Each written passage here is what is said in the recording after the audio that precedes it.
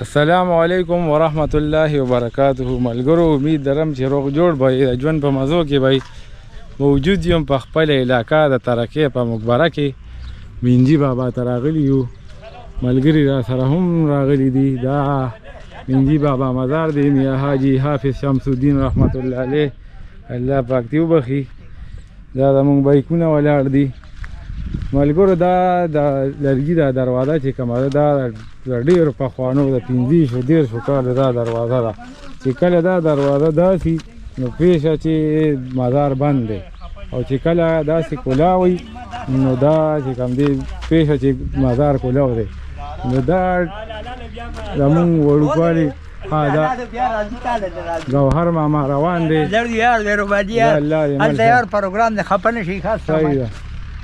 صافي صاحب راغلی. جعفر شاه درویش دی. دا مسجد دی چې اوس آباد شوی دی ډېر ښکلی.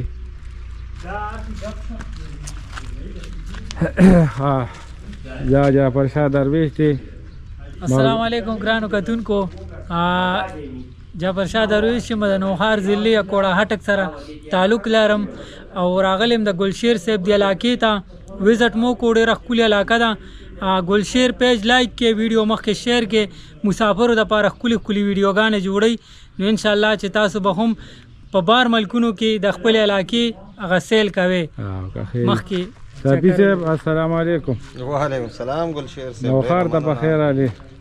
ډېره مننه د دعوت راکولو. چونکې اچانک د کیمره راوړه زه رستو کېدم هم زه قسمت بداو. نو دا وخت راغلی د منجي شاه بابا مزار ته دلته بره د پیریانو د چیلې غار دی او دې ته ورخیږو لږ شانتې غواړو چې ته کوربه شې موږ د میلمانه شو. صحیح ده وربه شو که نه وبې ګورو. خیر ته پکې دغه وکړه خپل دوکان. دا چې کوم دی بابا ځان له کمره جوړه کړې ده. ملګري ناست دي. د هغه سامان دلته قیمتي پروت دي.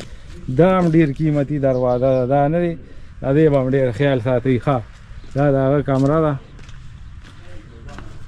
دا دې کې هغه سامان اوبه لوښي هر څه پراته وي. دا ګوره دا پیالې. دا مټکې پکې پخوانۍ پرته ده. دا د ډېر وخت مټکې ده. دا کټ دی. ښه یخه کمره ده. ګرمۍ کې چې کوم دی دا یخ وي. دا دی ونې شنه بوټي دي دلته کې. دغه مسجد پکې اوس آباد شوی چې چا پکې اخلاص کړی الله پاک دې هیله جزای خیر ورکړي. او دغه چې کوم دی غار دی او سپورټ دی بس. اوبه هم پکې شته. هر څه پکې موجودې دي. دا مسجد دننه هغه دی.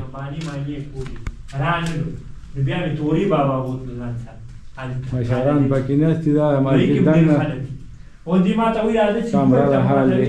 اوس بره خیجو چې کوم دی دې دغه ته نو ملګري هم راغلي دي.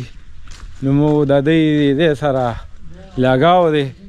بیا وایي چې مینجي بابا کني دې ته دی څو پیره راغله. دا هغه زړې مینې مصري باندې کوړه خټک هغه علاقو نه دی راشي. نو د دې سره لګاو دی. دا وګوره دا هغه غار دی. دې غار ته مخ ورځو. دا دې خوا د غر شا ده. دغه ټوله ایریا ده. د یو ډرون شاټ به هم پکې تاسو سره بیا شریک کړو. دا وګورئ ملګرو دا غر دی. ما ته بعضې ملګري وایي تاسو بس دا غر لیدلی بل ځای تاسو موږ ته دا سپاټ ځای وښایي چې دا سیلګري ورته ځي. اوس کبني باغ ته مونږ تللي یو. زیارت کاکا صاحب ته مونږ ماشاءالله خر ډېره پیره تللي. بهادر بابا ته هم تللي یو. او بس دې غرونو سره زمونږ مینه را لګاو دی. دا غار دی وګورئ ملګرو. دا داسې ښه په اسانه باندې به دې کې داسې وردننه شي او سایډ باندې به بیا راوړی. یو منټ صبر وکړه. صحیح شو. داسې به شي. دا ګورې دا دې دا زیمه صحیح دی. داسې به ترې واپس راوړئ. دې ځای کې به لږ غوندې داسې پترس شي. دا واله واپس چې ښه په اسانۍ سره راووتو. او دا ورسره شاته بیا نوره ایریا ده. تاسو کتلی شئ. دغه ټول نوښار دی. صحیح ده. خادي نه موږ راکوز اوسو واپس پر راشو خپلو ملګرو له هغوی سره به خبرې اترې وکړو. نو که ویډیو مو خوښه شوي دا پیج ځان سره فالو کړئ، دا چینل ځان سره سبسکرایب کړئ. ټیک ده، لرې لرې دی نه دې ځای ته چې کوم دی خلک راځي او خپل ګپ شپ ولګوي، پروګرام وکړي. بازار نږدې دی دلته، نو د هر علاقې نه خلک دلته راتلی شي، خپل ګپ شپ خپل دغه ملګرو سره انجوایمنټ کولی شي او بیا به واپس ځي. دا زموږ ملګري دي، دوی هم وزټ کړی، مونږ هم ورسره رالو چونکې موسم لږ ګرم شوی، ګرمي ډېره وه.